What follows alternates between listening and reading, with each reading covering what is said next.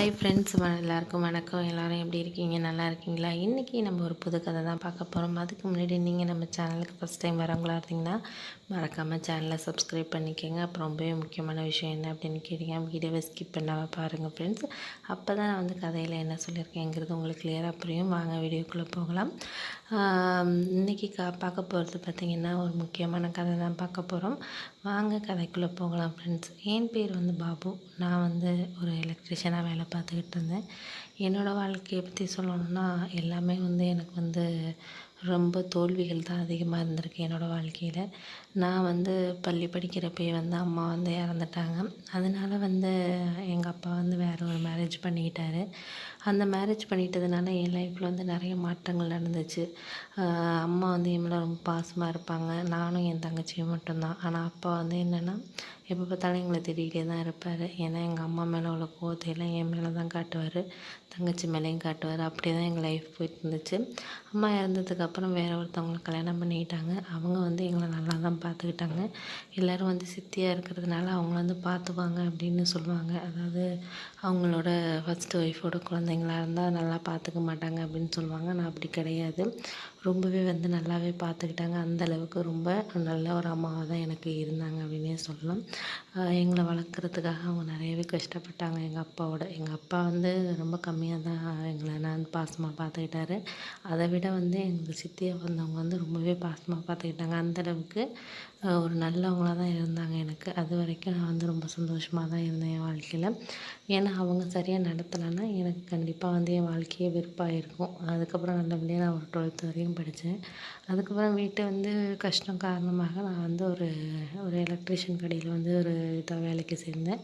ஹெல்ப்பராக வேலைக்கு சேர்ந்தேன். அப்புறம் வேலை கற்றுக்கிட்டேன். அதுக்கப்புறம் நானே இப்போ வந்து சொந்தமாக ஒரு கடை வச்சு நடத்திக்கிட்டு இருக்கேன். என்னோடய தங்கச்சி வந்து ஆனால் நல்லா படிக்க வச்சேன். அவள் வந்து காலேஜ் படிச்சுக்கிட்டு இருக்கா. காலேஜ் படித்து முடிச்சதுக்கப்புறம் இப்போ அவளுக்கு வந்து அலையன்ஸ் பார்த்துக்கிட்டு இருந்தேன்.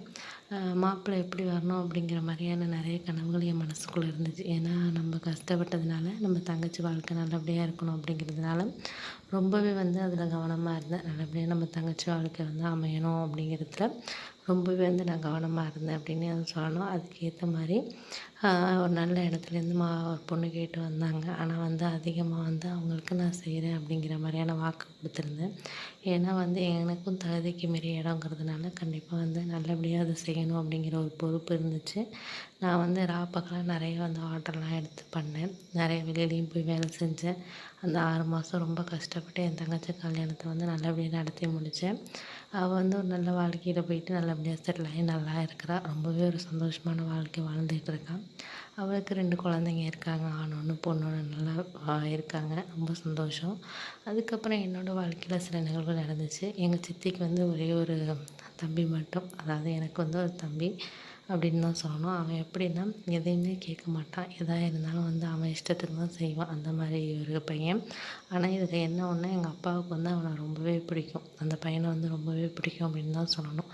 அந்த அளவுக்கு அவன் மேலே தான் பாசமாக இருப்பாங்க. அதாவது எங்கள் 2 பேரை காட்டியும் அவன் மேலே தான் ரொம்பவே வந்து கேரிங்காகவும் பாசமாகவும் இருப்பார். அது என்னன்னே தெரியாது. ஆனால் எனக்கு சில சமயம் வந்து ரொம்ப கஷ்டமாக இருக்கும். என்னடா நம்ம அப்பா வந்து நம்மளையெல்லாம் வந்து ரொம்ப ஒதுக்குறாரு, இவனை மட்டும் பாசமாக இருக்காரு அப்படின்னு சொல்லிட்டு நான் நிறைய ஃபீல் பண்ணியிருக்கேன். ஆனால் வந்து எங்கள் சித்தி வந்து எங்கள் மேலே பாசமாக இருந்ததுனால அது ஒரு குறைய என் வாழ்க்கையில் தெரிஞ்சதில்லை. அவன் வந்து அதுக்கு ஏற்ற மாதிரி ஒழுங்காகவே படிக்கலை. ஒரு எப்படி சொல்கிறது, எதுக்குமே ஒரு பயனில்லாத மாதிரி தான் சுற்றிக்கிட்டு இருந்தான். எது விஷயம் செஞ்சாலும் அது வந்து அவனுக்கு வந்து லாஸாக தான் போயிட்டு இருந்துச்சு. தொழில் தொடங்கினான், எங்கள் அப்பா வந்து பணம் கொடுத்தாரு. எல்லாமே லாஸ் பண்ணி தான் அவன் வந்து பண்ணிக்கிட்டு இருந்தான். அந்த மாதிரியே தான் போயிட்டு இருந்துச்சு. அப்போது ஒரு சூழ்நிலையில் வந்து என்ன இருந்துச்சு, எனக்கு வந்து கல்யாணம் பண்ணணும் அப்படின்னு சொல்லி ஒரு பேச்சுவார்த்தை நடந்தப்போ அதுக்கான விஷயங்களில் ஈடுபட்டாங்க. எங்கள் சித்தி தான் வந்து எனக்கு பொண்ணு பார்த்தாங்க. பொண்ணு எப்படி இருக்கணும் என்னெல்லாம் என்கிட்ட கேட்டாங்க. நான் சொன்னேன், அதெல்லாம் இல்லை சித்தி, குடும்பத்தை நல்லபடியாக பார்த்துக்கிட்டு உங்களையும் அப்பா எல்லோரையும் அனுசரித்து போய் நல்லபடியாக இருந்தால் போதும் அப்படிங்கிற மாதிரி எங்கள் சித்திக்கிட்ட நான் சொல்லியிருந்தேன். அதுக்கு அவங்க சொன்னாங்க, என்ன மாதிரியே நல்லபடியாக அமையுண்டா, அதெல்லாம் கவலைப்படாத, நம்ம பார்ப்போம் அப்படின்னு சொல்லியிருந்தாங்க. அதே ஏற்ற மாதிரியே வந்து எனக்கு ஒரு இடத்துலேருந்து ஒரு வரன் வந்துருந்துச்சு. அதை போய் பார்க்கலான்னு வந்து சொல்லிகிட்டு இருந்தாங்க சித்தி. அதுக்கப்புறம் என்ன நடந்துச்சுங்கிறத நான் அடுத்த பாட்டில் உங்கள்கிட்ட சொல்கிறேன் ஃப்ரெண்ட்ஸ். இந்த கதையில் உங்களுக்கு இந்த பாட்டு பிடிச்சிருந்துச்சுன்னா கண்டிப்பாக அந்த பாட்டை வந்து லைக் பண்ணிடுங்க, ஷேர் பண்ணிடுங்க, கமெண்ட் பண்ணிடுங்க. முக்கியமாக சேனலை சப்ஸ்கிரைப் பண்ணிடுங்க. அடுத்த வீடியோ வந்து கண்டிப்பாக நாளைக்கு நான் போடுறேன். Thank you friends.